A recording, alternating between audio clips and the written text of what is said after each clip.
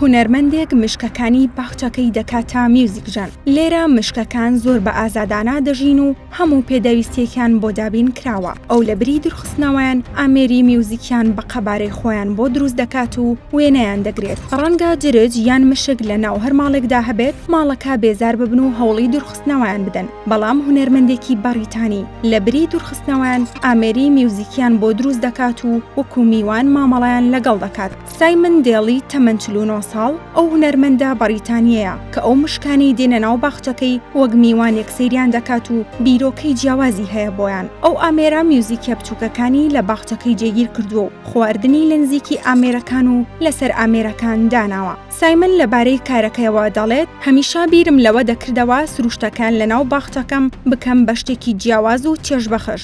زۆر کات خواردنەکە لە شوێنی بەرزتردا دەنێم بۆیان بۆ ئەوەی خۆیان هەڵببڕن و لەسەر قاچەکانیان بوەستن. بەم شێوەیە جوانتر دەتوانم وێنەیان بگرم. ئەو دەڵێت لە ساڵی 2008ەوە ئەو بیرۆکەیەم بۆ هاتووە و ڕۆژانە بنزیکەی 6 سەعاتی کاتی ڕۆژەکەی لە ناو باخچەکەی و لەگەڵ مشکەکان بەسەر دەبات. لەگەڵ ئەوەی سەرەتا تەنها ئامێری میوزیکی بۆ دروستکردن، بەڵام دواتر شوێنی پشودانی بۆ سازکردن. تەنانەت توالێتی تایبەت بە خۆشیان هەیە و دەڵێت ئەگەر فێر ببن چۆن بەکاردێت، بڕواناکەم هیچ شوێنێکی دیکە بەکار بهێنن.